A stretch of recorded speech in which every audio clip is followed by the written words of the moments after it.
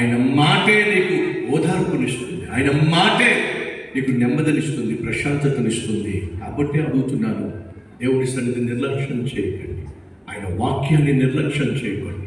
నీ భయం ఎంత భీకరంగా ఉన్నప్పటికీ కూడా ఆయన ఒక్క మాట సెలవిస్తే చాలు, నెమ్మది చేకూరుతుంది. అడుగుతున్నాను, నీ జీవితంలో ఎన్నోసార్లు ఎన్నో సమయాలు